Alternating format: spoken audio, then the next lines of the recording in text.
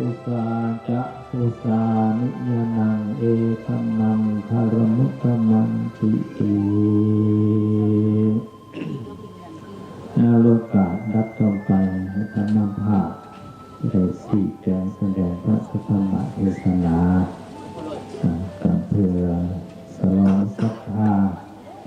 บรรดาออกจนญาติโยมมื้อนี้อยู่วัดป่ารักสิบเก้าจะมีจัดงานสมโภชพระพุทธรูปขึ้นเพื่อจะมา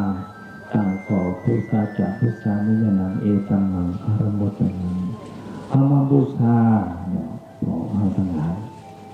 เอามาบูชาบุคคลที่ควรบูชาเอามาไหวบุคคลที่เขาควรไหวเอามาหนกบุคคลที่ควรหนกเอามาสักการะบูชาบุคคลที่ควรบูชาเนี่ยเขาบูชาคือพระพุทธรูปเนี่ยเขาพากันมาเคารพนับถือมากราบมาไหวมาสักการะบูชาพระพุทธรูปเมื่อเขาเห็นอย่างเนาะสีสมโภชหรือบ่สมโภชความเป็นมงคลความศักดิ์สิทธิ์อยู่ในพระพุทธรูปนะจะเห็นเป็นหู้พระพุทธเจ้าแล้วแต่ที่อยู่ในสันเขาก็กราบเขาก็ไหวเขาก็นบเขาก็สักการะบูชานับถือ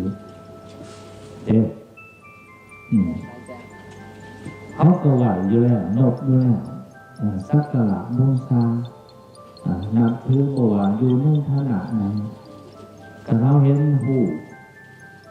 พระพุทธรูปบ่ว่าสิแต้มใส่ผ้าใส่แพรบ่ว่าสิ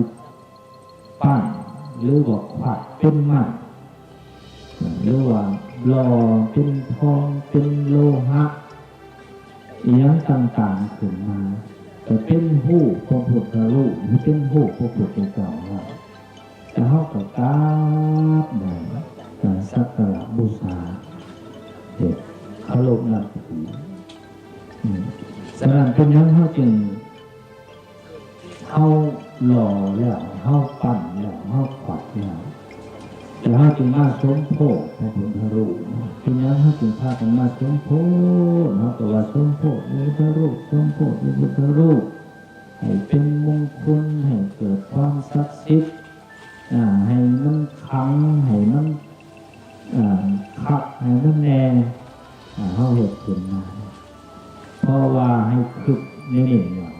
วัตถุที่เขาเอามาหล่อพระพุทธรูป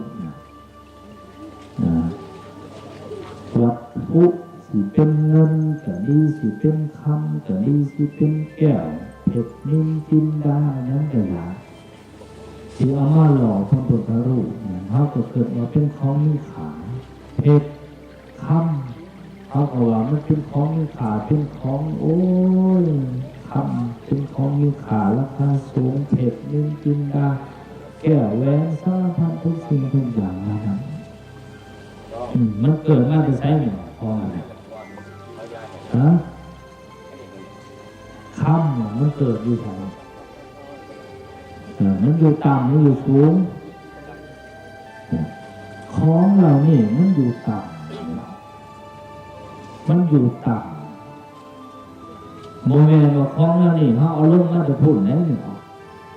เพชรอยู่โมเมนต์เอาลงมาจะพูดไหนเอาลงมาจะเพิ่มผ้าเพิ่มอากาศ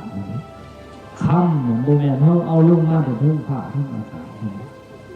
ฉะนั้นวัตถุเหล่านี้ที่เขาสมมติกันว่ามันของมีขามีราคาสูงอย่างนี้นะสิ่งเหล่านี้มันเกิดอยู่ดินอยู่ต่ำที่สุดโมเมนต์อยู่ในพื้นดินนี่อยู่ต่ำกว่านี่ลงไปอีกเขาขุดจักกิโลมันต่ำลงไปพุ่นมันอยู่พื้นดินมันความสะสมอย่างนี้นะโลหะเราหนึ่งดินดอนตอนอย่างทุกสิ่งทุกอย่างนะครับ ฉะนั้นของวัตถุเหล่านี้เข้าสิมา หลอมเอามาหลอมให้เป็นพระพุทธรูปได้กราบสักการะบูชาให้เป็นผู้จำลองพระพุทธเจ้า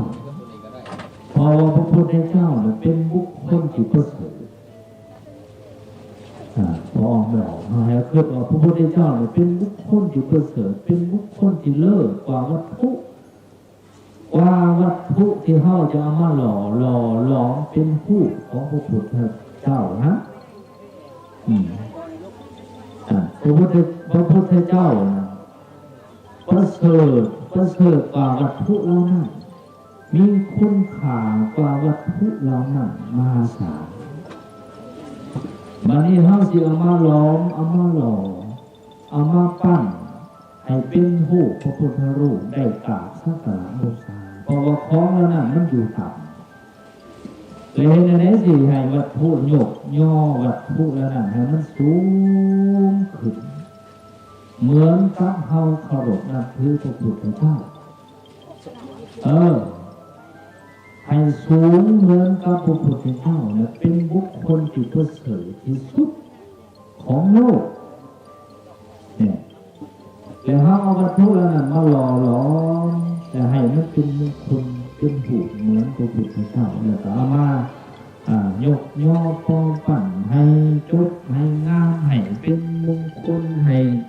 ประเสริฐให้ยิ่งงดงามแล้วก็ให้ดี